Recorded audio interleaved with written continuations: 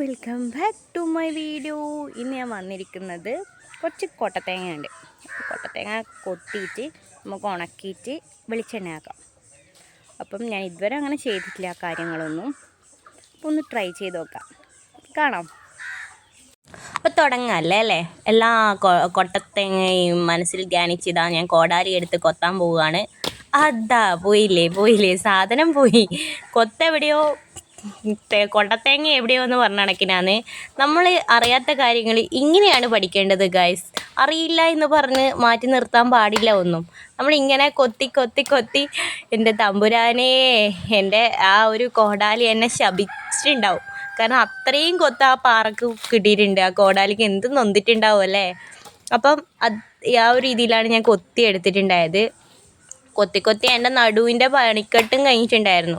പിന്നെ ഒരു തേങ്ങ കൊത്താൻ ഇത്രയും ടൈം എടുത്തിട്ടുണ്ടെങ്കിൽ ഈ കാണുന്ന തേങ്ങയൊക്കെ കൊത്തി തീർക്കാൻ എത്ര ടൈം എടുത്തിട്ടുണ്ടാവും എന്ന് നിങ്ങൾ ഒന്ന് മനസ്സിലൊന്ന് ചിന്തിച്ച് നോക്ക് കേട്ടോ.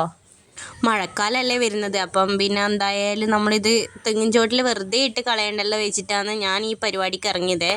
പക്ഷെ നല്ല എട്ടിൻ്റെ പണി കിട്ടിയിട്ടുണ്ടായിരുന്നു കേട്ടോ. നടുവിൻ്റെ പണിക്കെട്ട് കഴിഞ്ഞിട്ടുണ്ടായിരുന്നു. കാരണം ഈ കോടാലും കൊണ്ട് ഇങ്ങനെ കൊത്തി ഇത് ചെയ്യാത്ത കാര്യം കൂടി ആയതുകൊണ്ട് നല്ല പണി കിട്ടിയിട്ടുണ്ടായിരുന്നു. പിന്നെ ഏതായാലും തുടങ്ങി വെച്ച ഒരു കാര്യമല്ല. ഞാൻ ഇത് ചെയ്യാൻ തന്നെ കാരണം എന്നാൽ പിന്നെ മുടിക്ക് നല്ല നമ്മ ആക്കിയ എണ്ണ തന്നെ ആവുമല്ലോ.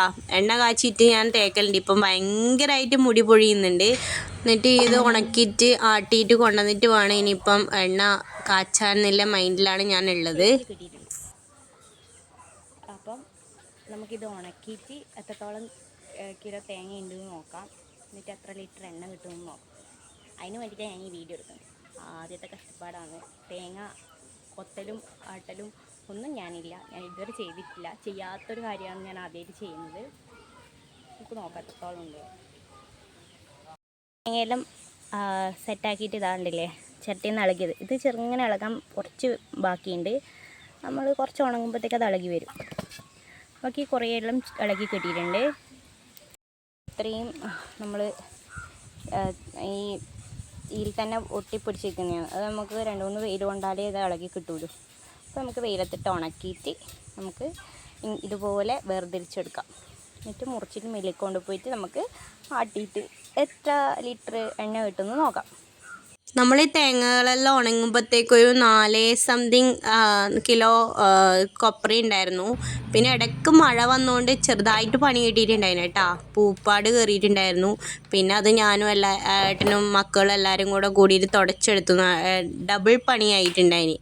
പിന്നെ വൃത്തിയാക്കി ഒരു ദിവസം വെയിൽ കിട്ടിയാലാണ് പോയിട്ട് ആട്ടിയത്. 4 സംതിങ് കൊപ്രയ്ക്ക് നമുക്ക് 2.5 ലിറ്ററിൻ്റെ അടുത്ത് നമുക്ക് എണ്ണ കിട്ടിയിട്ടുണ്ടായിരുന്നു കേട്ടോ. ഇതാണ് നമ്മളുടെ എണ്ണ കേട്ടോ. ഇത്രയും എണ്ണ കിട്ടിയിട്ടുണ്ട്. അത്യാവശ്യം വെറുതെ കിടന്ന തേങ്ങയിൽ നിന്ന് ഇത്രയും കിട്ടിയില്ല. അപ്പോൾ ഇന്നത്തെ വീഡിയോ 3 ടാറ്റാ.